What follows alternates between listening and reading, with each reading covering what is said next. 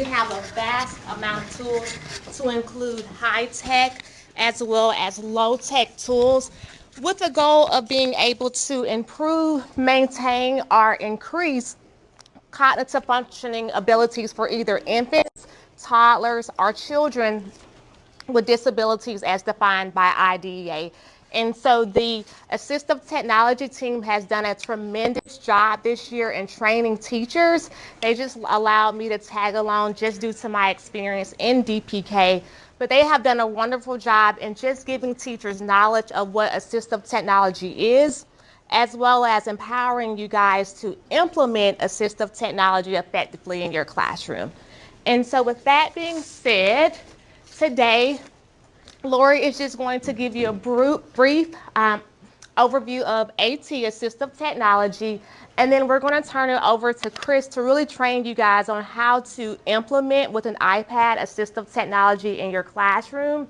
And then we're going to return next week where you'll actually get the iPads, and then Lori will continue with the set framework as well as what does that look like on the IEP.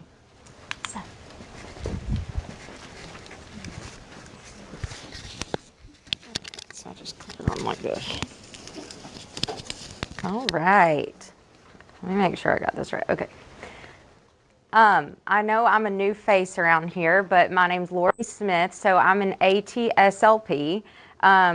So what I do is we're kind of heading up. Sarah Pendleton is my coordinator, and she has made it a huge focus in the last year and this year to really amp up our assistive technology team and improve our education that we're providing to you guys on assistive technology so that you can feel more supported in this realm on the day-to-day with your kiddos that maybe utilize assistive technology. And part of that is educating you guys on your universal access to assistive technology. Our district has so many wonderful platforms and things that they purchase and have available to you guys that we want to make sure that you are utilizing with your students and feel very familiar with that. So this is just scratching the surface on assistive technology, but we're so excited that as teachers, you guys will have your own iPads that you can implement.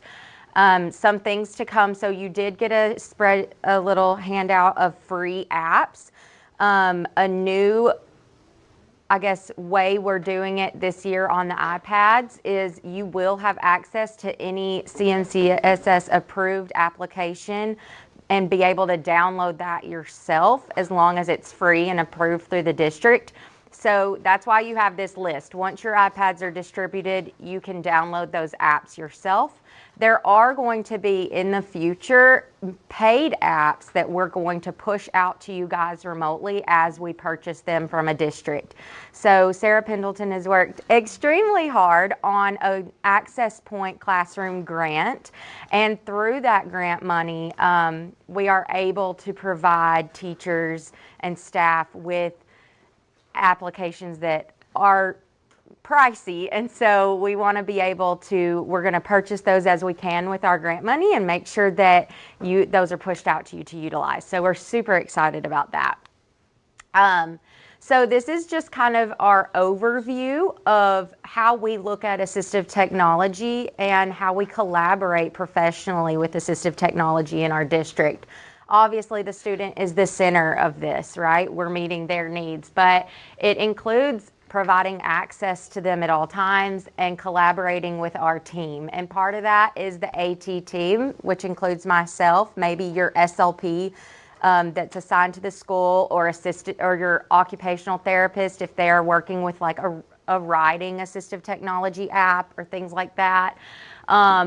And then your IEP team. So you guys are heavily involved in this decision on what assistive technology we provide to students and what's going to help meet their or access their curriculum effectively. And obviously the parents, we want them involved. Part of what I provide from an AT standpoint is if your student comes in with personal devices for communication or writing supports or things like that, in pre-K, you're probably going to see it primarily for communication. What I can do is provide parent trainings, staff trainings, if you guys are feeling less comfortable with a new device that's come in or an app that we've provided through the district. So please reach out to me and the AT team for that training. So a brief overview, assistive technology includes a wide range of tools. So we have simple low-tech tools that you guys are probably using all the time. The visual supports in your rooms, the adapted pencils, adaptive scissors, all of that falls into a realm of assistive technology. But then it also ranges up to these high-tech devices such as a computer communication system, what we call AAC device, or an iPad, which is what you're getting today. So that's kind of why we're talking about assistive technology and letting you guys understand this process, because you're going to now have access to this high-tech AT equipment that you can use in a variety of ways with your students. So they can be made by hand, purchased off the shelf, or adapted from existing products. And there are so many domains to assistive technology. So you have the physical, academic and cognition, communication, social, emotional, and adaptive. This is a link, and you'll get this handout, and it goes directly to the AT domains and kind of describes each domain and what equipment could be helpful. So let's say you're having a kiddo that is having difficulty physically accessing their educational environment, getting around the room, walking, moving. You could go to this domain, look under gross motor, and it would show you all these low-tech ways that you could adapt your classroom to make it more helpful, all the way up to high-tech. When you get into high-tech, that's when you would be contacting your school's physical therapist or occupational therapist to assist with that. So there's low-tech things we can do for any of these domains, such as communication, and that's my specialty as a speech-language pathologist. But I also encourage you to go and check out these domains, look under them, see what low-tech things you can already provide in your classroom as supports. And this is a very lengthy, in-depth chart to just describe the difference in low-tech, mid-tech, and high-tech. So I always say this low-tech realm, we should be doing this for universal design and universal access to all students, right? We should have visual schedules available for all of our students so that they know the expectation, they know what's coming.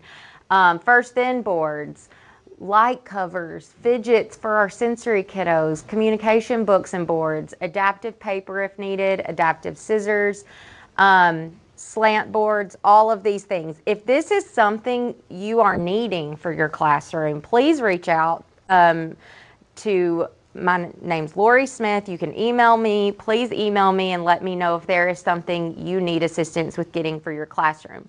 But really in the realm you'll see me come out is when you get those mid-tech to high-tech devices. So maybe some of you guys have Go Talks in your classroom. Does anyone have a Go Talk?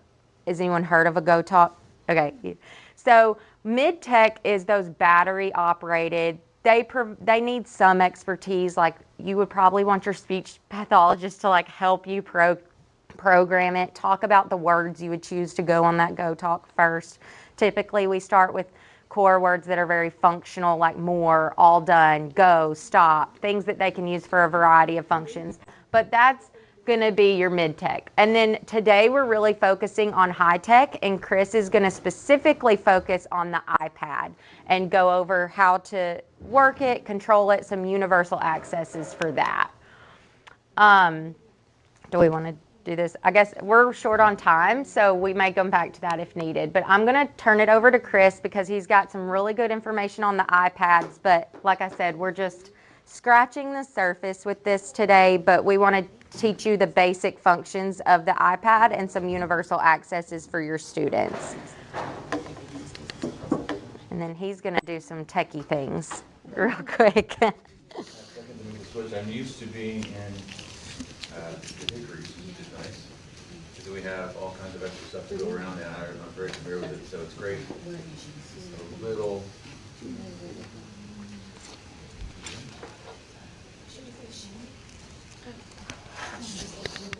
I did want to, oh, you got it, okay. I did want to mention there is a new application on here we just got approval from. It's called Twinkle Symbols. We're working on getting you guys a full AAC application like you would see on a student's device. But circle that one and play around. You can make choice boards, first then boards, communication boards, all within that app for free. So that one's going to be a really good one for communication. You want to highlight or circle, and it's brand new. We just got approval through the district. So, all right. Okay. Good morning. My name is Chris Pugh. I'm an instructional technology specialist. I'm one of 3 technology specialists for the district. We are kind of the other half. We're not really part of the technology department. We're part of the instruction department, but we're the technology group. We're all former classroom teachers, so we have experience in the classroom across the different levels. And so when you get to using these things, if you think, oh, I wish I know if I could do this with it, we're more than happy to be a thought partner with you to kind of help you walk through how to make technology work the best for you and for your students. So, I'll share an email with you, a list of all 3 of us, and then the overall email that you send an email to that address, and everybody gets it, and all 3 of us can answer, or whoever gets it fastest, which is usually a race. All right, so what you have on here, you'll be seeing on the left-hand side the presentation with stuff, and then on the right-hand side is the screen of this iPad. Your iPad's going to look very much like this. Nice little cover that kind of turns into a stand. One thing that we are going to need to do, because when you get this, it should be set up for you. In fact, when you first turn it on the lock screen across the bottom, it'll say the iPad's name, and then also should have your name across the bottom as well. But again, the technology department has worked closely with us to try and find a solution that the first group didn't have. We thought they were going to have to set up an iPad, their own Apple ID, but they'd have a school system ID to it. Apparently, Apple no longer allows you to have an Apple ID unless it's tied directly to a phone. And people don't usually have 2 phones, a work phone and a personal phone. That's not a normal thing for most people. Not sure why, but sure, yeah. Anyway, so they can't set up another one that was just for a school ID. That would keep it away from your credit card. So the technology department has done move mountains to try and make this work. There's an email. See if I can pull it up real quick. Email that looks like this one that's going to be sent to you after next week, April. Is that right? After next week, when you get your iPad, this one's kind of going over the basics of how to use getting free apps that you can use your own personal Apple ID and sign on. That was one thing that we were concerned about, your personal things crossing over. Most people like to keep their personal and their work separate. I gotta make sure it doesn't rotate. The personal and the work separate. And that's the kind of thing we've pushed for years, is to not mix the 2. But for this one, if you want to sign into the Apple account on here in the App Store to try and download free apps, you're welcome to do that according to technology. And they're going to be restricting things like it will deactivate iMessage so that your messages for your phone aren't also going to your work iPad.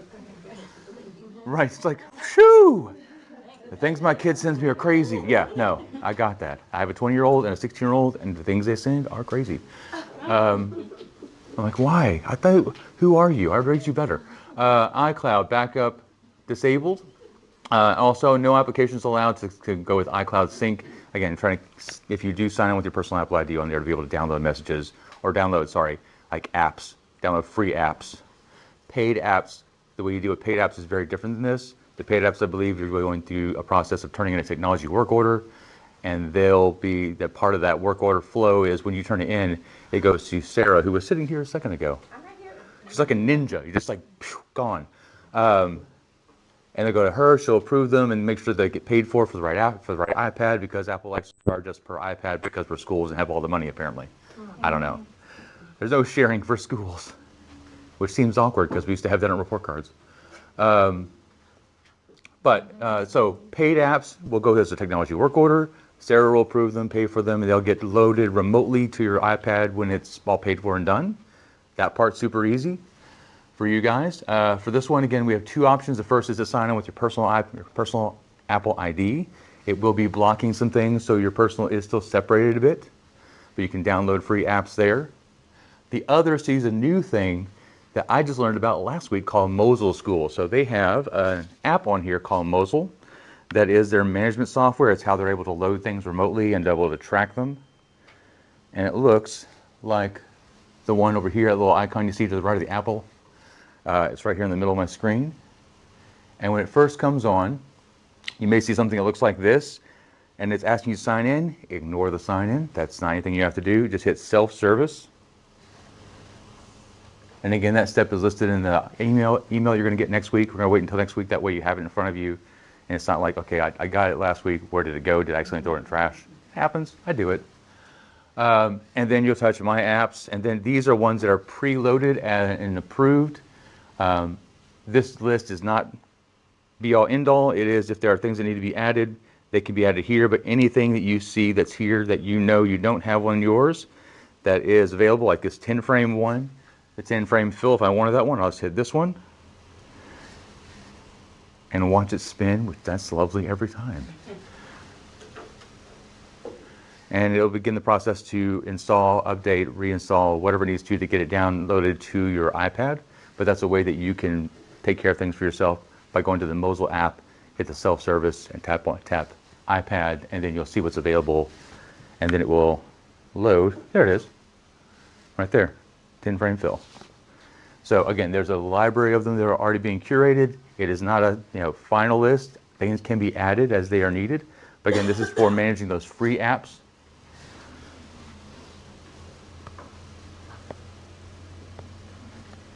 And he says, as they're not doing what I want you to do. Probably should load that before I got here. All right, so let's go and look at some other things. So obviously we have kids who are going to be, this is assigned to you. So having your kids have access to it, we do want them to be able to use it because there's a touch device and they are almost native to the way this works. They grew up, I've always been around for their whole life. They've never known them not to be here. So they're very accustomed to this as an interface. We don't have to teach them how to use it. They probably could teach us a thing or two about how to use them because they just mash buttons and they are fearless. Anyways, so we want to make sure we supervise them, that making sure that they're not waving around or trying to use it like a baseball field, like a baseball home plate, whatever it is we do. But we don't want to protect the technology so much that we don't let the kids have access to it to help them learn what they need to learn. So again, that's why a lot of the apps you saw on that free app list are ones that were meant to be used with students. So as long as you're supervising it, you're not like leaving across the room and hoping for the best. That's not a strategy, especially not with little ones. But you want to make sure that you're supervising them. When it comes to cleaning them, the screens are made up of material that is pretty resilient. As long as you use like a microfiber cloth, that usually is enough. If there's something that gets it a little on there a little more damp, put like a little water on the microfiber cloth, not the screen, and then wipe it clean like that. That should cover most things. Again, you shouldn't have issues with, especially if you build into the procedure of, oh, you're going to use the iPad next, make sure you go wash your hands. So use some sanitizer. Make sure the jelly from breakfast is no longer on your fingers. And then having you use that, and that's the classroom process. All right, now for some universal access tricks. Now some of these are some newer ones, ones that I had to learn because I had not seen them, but I did some digging to try and find some things that were part of this. We do want to make sure, and I almost skipped over this part because I've already had to skip it to get this up here and show you. When you get this, it may not, and this morning it did not for me. If it's been off for a little bit, like we've had a break, typically it doesn't like to connect back to the Wi-Fi network. On its own, it needs a little nudge. So settings is where you're going to want to go, and then Wi-Fi, and these should be pre-programmed to go to the technology department Wi-Fi, so you shouldn't have to sign in with your Apple ID or your CMCSS email or any of that. It's not like your laptop where you have to sign in. It should just be using natively that technology department Wi-Fi. If it's not checkmarked, just checkmark it. It's always been really, really good about just taking a second and then loading up and locking in to that one. But occasionally it does disappear, and if it's doing something weird, take a look up at the top and see if that's that Wi-Fi symbol showing. Up in the corner, the little teeny tiny thing by the battery, that's your Wi-Fi symbol. While we're in here inside of the settings, there's some things that we can turn on inside universal access, because that's one thing Apple's famous for, is being able to make some very unique supports for people who require more access. Whether it's access because of disabilities or access because they're young. They have a lot of great tools built into the iPad. So under the accessibility tool, One of the first ones we're going to look at is the zoom. So the zoom right now is turned off. I'm going to turn it on, and it gives me this cool little window I can hold on and move around. And it's not showing up there. It looks really cool, but it doesn't mirror, apparently. Mirror is not really the word that they should have used for that button. So what it does is it makes this cool little window that I can zoom in on tiny text on any part of the screen. What's also nice, I'll turn that off for a second, not that that's going to stop you from seeing things, you can change the zoom region. It can be, did it good. It could be a window, which is what was floating around. It could be the full screen, so it zooms all the way out and you only get to see the one corner of the screen that would have been in the window. That's all that shows up for the whole thing. Or pinned, where it's this kind of like docked block that stays there the whole time. I usually like the one to zoom with the one that moves around, but that's a personal preference. Above that is a choice called Zoom Controller, and mine is turned off at the moment. If I turn that on, when I turn the zoom back on, it's not showing it up there. It's awesome. There's a tiny little thing here, tiny little circle here with some arrows on it. It's like a thumbstick kind of controller for a gamepad. It allows me to maneuver that around just by touching and holding that and moving it around on the screen. I can kind of remote control that zoomed in window. We found that to be helpful. Another cool thing, this one was newer for me when I had to go look up and try on my own, and then I'm like, is that on my phone? It is, and I'm like, now I'm loving it.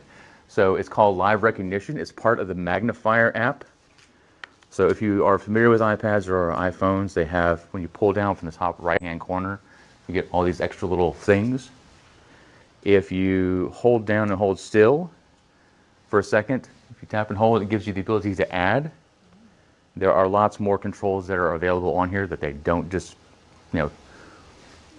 blast up here and show everything it's capable of. There are tons more available that you could use, and some of them are linked to specific apps. The one I'm looking for is called Magnifier. It's the second one down on the right-hand side. It's already on mine. And so on Magnifier, okay, that's there. All right, there's Magnifier. I forget, it turns it on immediately. So the camera, the good thing about it is when you're old like me and you have to go look at fine print, which that's not fine print, but you get the idea. Magnifier's original job was to be able to do this. Be able to zoom in and out so you can see the fine print, like those serial numbers in the back of your phone or whatever you got to do to find it and turn it in. On the equipment you're trying to find and turn in for inventory control, find that serial number. Sometimes I have to use that to find it and read it. But under settings, there's a thing called detect. And when I first got this, it was not turned on. So I'm going to go here and do show and control panel. I'm going to go back. Now I've got this choice called detect. Where capture would freeze on what I've zoomed in, detect does something a little different. Detect does something a little different. Gray surface. An orange circle on a gray carpet. A person sitting on a yellow chair on a gray surface. A group of people sitting at a table in an indoor area. A group of people sitting at tables in a restaurant. That is both cool and creepy at the same time, right? I kind of like it and I'm a little afraid of it, same time. It's like the snakes at the zoo. I'm like, they're cool looking, but I don't want to take one home. Think of a student you would use this with, like a vision impaired, how they could read the, have access Yeah, to their so that's the cool thing about this. So here, if I turn this on, it's automatically trying to read this. A yellow circle on a gray surface. So I just held the button down. I didn't just tap it. You are chatty. A person standing on a gray surface with an orange dot. A black surface with a gray border. A black background. I thought I had her. With light shining on it. A black background. Wow, okay, lady. A black background with a black Wow. background with gray spots. Siri, really, dude, come on. You're making me look bad. All right, so if you hold down, it'll give you a menu. There's a menu. Thank God it put up. All right, so notice it has three options. It's got the scenes, which you've experienced scenes already. That's the creepy, almost HAL 9000 Siri telling you what you're seeing kind of thing. Text is the one I really wanted to focus on. A black background with gray spots. Yes, we know. Thank you, dear. All right, I'm going to go here. And now that I've checkmarked for text, when I turn this on, More light required. Prague. Free apps to download from the App Store. Chrome. Otsimo. Special. Education 1 Plus. Books. Brain Pop Jr. Crayola Create. That's kind of cool. That seems more helpful, especially for our pre-K kiddos, right? And they would just, having the scene one is kind of fun for the first part, shock them that the thing can read to them. Or maybe not, they love these things. They may be more used to that, but that live recognition was something I wasn't familiar with until we started getting this process of what's coming, what's available, the newest version of the operating system we could really get the power of. All right, on here also we have the ability to do beyond that. We have the ability to also go into the settings and turn on some additional things. One of them, we're doing time, doing okay I guess, is also inside accessibility. Let me go back a level. And it is under, there's spoken content. It's a whole other screen, and it says speak selection or speak screen. So speak selection, I can't talk, sorry. Speak selection is great because now if we're on a web page and that web page has some text, like the email that was just here a half second ago and disappeared for me, that was great. That was what I was going to have it speak, and it is gone. Let me refresh the page. Of course it signed me out. And I'm not going to sign in with my password. Sorry about that, guys. All right, let's find something else I have some text on. That is not that. Yeah, why not? So I can go and highlight that, and now add it to that menu that you see there is speak. There was an error signing you in. Obviously. All right, so again, that can be done for any kind of text that you can select on the screen. Again, it's great for that way you're not just like having it use the live recognition to be able to read text in the real world. You can also use it to read text that's on the screen as well. So that's again kind of getting the digital world and the real world coming together and it helping them out by giving them the access. Another thing again with that whole helping supervise the students is there is a feature inside of here. And if you're a parent with a kid who has used your phone in the past, you probably already know where I'm going with this. Underneath accessibility, down at the very bottom, why they hide it, I don't know. Guided access is your best friend because guided access allows you to lock them into one app. So they're not, if you wanted them to be working at 10 frame fill app that I showed you, you could launch that one. It says keeps an iPad in a single app, allows you to control which features are available to start guided access. Triple click the home button, which is right here at the bottom, if in the app you want. So I'm going to go here, I'm going to pull up that 10 frame fill and see if I can do this. Triple click. It's like real fast. There we go. Start. And it lets me put in a passcode. I'm going to be really, really creative with this one. 1, 2, 3, 4, 5. 1, 2, 3, 4, 5, 6. And so now if I try and click to go someplace else because I want to play this game, I don't want to do this one, my teacher made me do it, but I want to do the fun one, whatever the fun one is, it makes you have to hit the passcode to try and get out. And if they don't know the passcode, they're stuck in what you give them. So that's part of that, managing your students along with managing the content that you want them to have. When you're ready, just triple tap it. I think that's probably going to be one of the most important things for you all, especially considering that the children's point of references for iPads has been play, right? Parents have handed them to them, they're playing on them.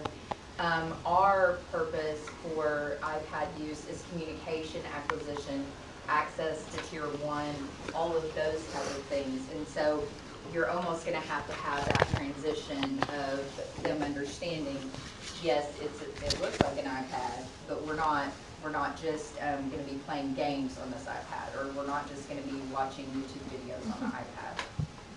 Right. Chris, do you mind showing them on guided access when you triple click in the bottom left-hand corner, the options? Sometimes I have, especially with AAC apps, if it's on all day for a kiddo, they'll ask me, there are some things you can check on and off for restrictions, like volume control. Yes, there you at the go. bottom, you see that option? Right here. Yeah.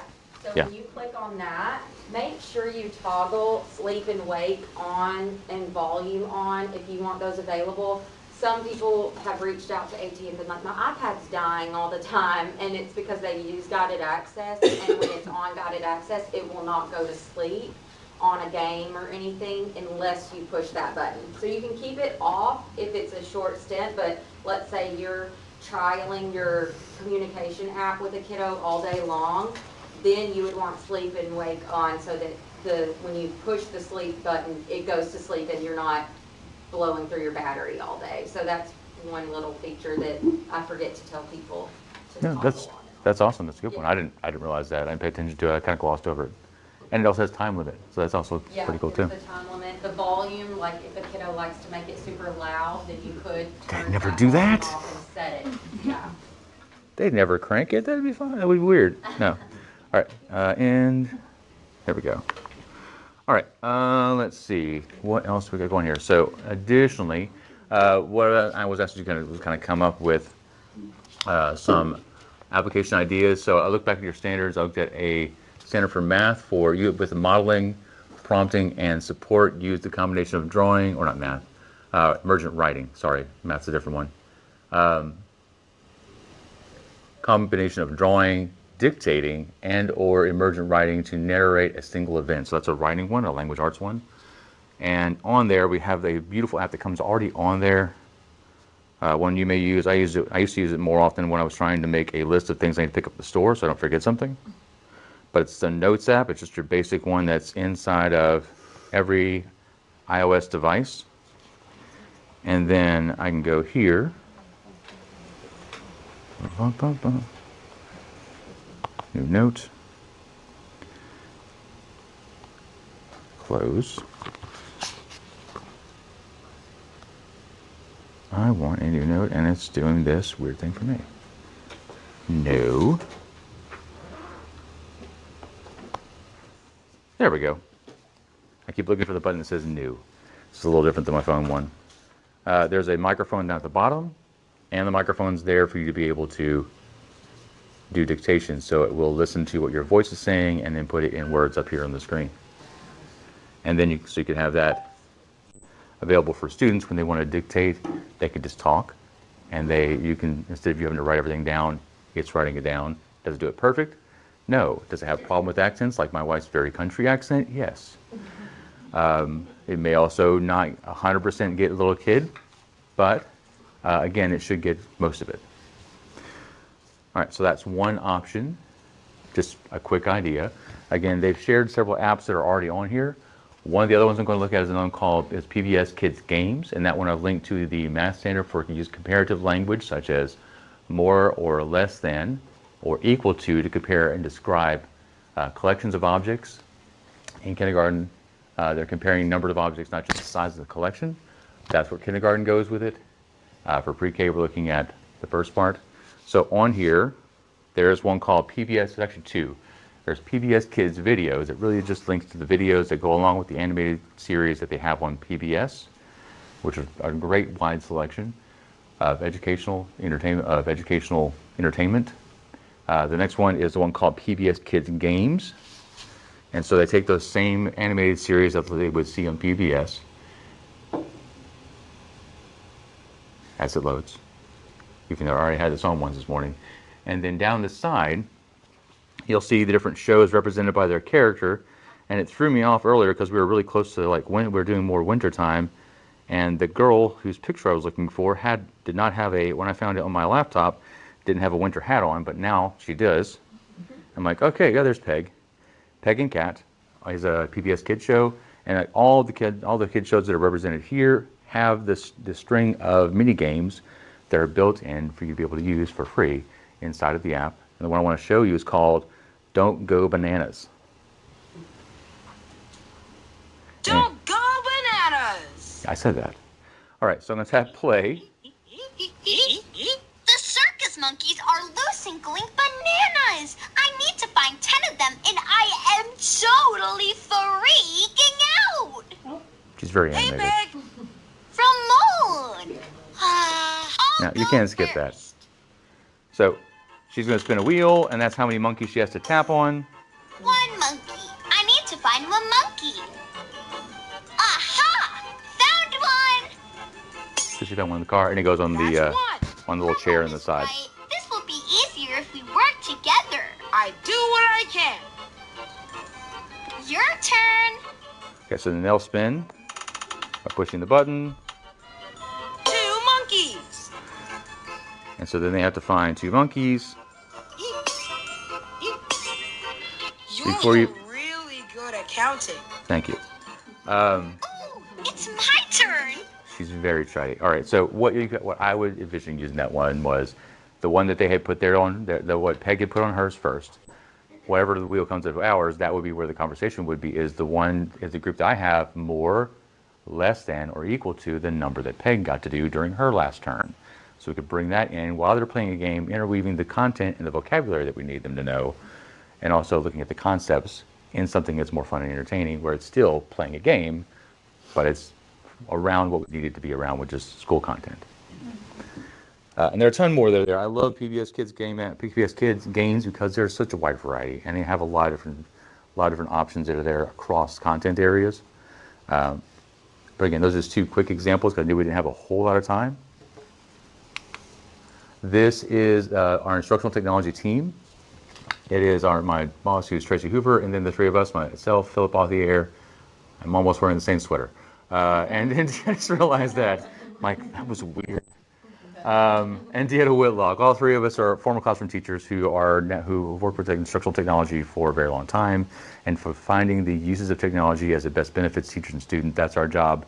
We don't really fix things so much, but we do help find ways to make the technology useful and meaningful for you in your classroom. So if you need help, or like, hey, this is the thing I want to try and do, can we do this on the iPad, or is there something else we can do this with? Reach out to us. We're more than happy to help you get supported and get going on using this to help with your instruction and your students' learning.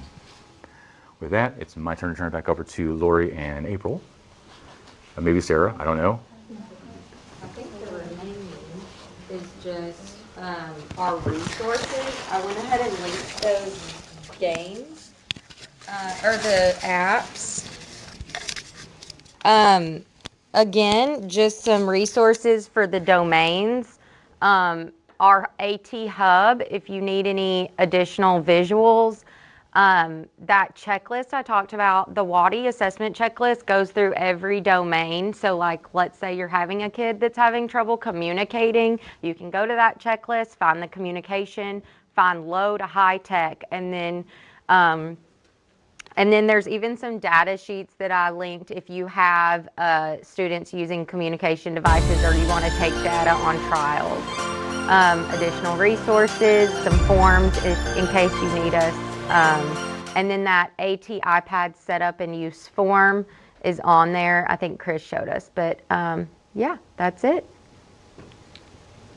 After this is, obviously we had just broken the skim of the surface level of this discussion about how to integrate iPads into the classroom appropriately, right? Chris gave you the basics with the universal access, things that we already have available that might be beneficial to you. Going forward, we'll be having additional conversations as a part of retaining the iPads, meaning that next year you're going to want the iPads. Of course, at the end of the year, we have to return them so that technology can do all of their downloading, cleaning, whatever magical thing they do. And then when we come back, we will have another session that will be similar to this, but more on integration of the iPad in ways that's going to help. So we're going to continue that discussion. Universal design for learning, which really at you all's level blends very nicely because of your work is so closely aligned with making sure that everybody has access. So we'll be talking more in the future about ways that you can integrate the technology that we're providing, and then also coming behind and just checking to see how you guys are doing. One of the best, most rewarding parts of My job is when teachers send me pictures of the kids and they're using things. I got a really nice picture from the ELC for the communication board that was out on the playground, and some kids were using it. I can't tell you what that does for my soul, to see things like that when I am writing 25-page grants that keep getting kicked back, right, from the state, which is a daunting task, and I'm more than happy to do it, but that just makes everything worthwhile. And it also reminds me and helps to remind the people that community partners, other stakeholders that are involved, that are not necessarily getting the joy of being able to work with the kids on a day-to-day basis, it keeps all of them focused and in line with the mission, right? So it feeds us just as much as it's feeding you guys. So I encourage you that as you're able to do these things, to please share back with us. Okay? All right. Let me do something. Can you give us a glimpse into what next week will look like when you return with us? Yeah, so next week, Nadine and her team will be here to issue out the iPads. We'll go over just a brief overview of a SET framework, which really just talks about, hey, when are we using these? What activities? Where can I start? What I found is that it's not a good thing to just do a sit and get, right? You guys are going to retain about 10% of this information. You're going to go back into the classroom, and if you don't use it immediately, you're going to forget something, right? It's just the basics of the human brain. So what we're going to do is talk intentional about the SET framework and where we could at least start this work. It's not meant to make you feel overwhelmed. What it is meant to do is make you stick your big toe in the water, right? And so if you're one of those bus pushers and you're just out front all the time wanting to jump on the latest greatest thing and you want to dive right into the pool, go ahead.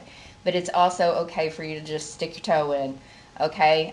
The big takeaway that we need you to understand out of this is that the iPads are not for video use. They are not babysitters. We should never walk in and just see you giving an iPad to a student without some instructional content behind it, or without some purpose behind it. So if I were to walk in, see a child with an iPad, I should be able to say to you, hey Jeanette, because I know you, what is the student doing right now? And you should be able to tell me, right? And it's not meant to be a gotcha. What it is meant to do is to change the culture, okay? And so that's what we're going to be focusing on with these. Yeah. Thank you guys. Thank you very much for being here. Okay, we draw our 3 names and then you guys are free to go. Draw one for me. Okay. Jenny Tate, draw one for me. Brianna. All right. Draw one for me.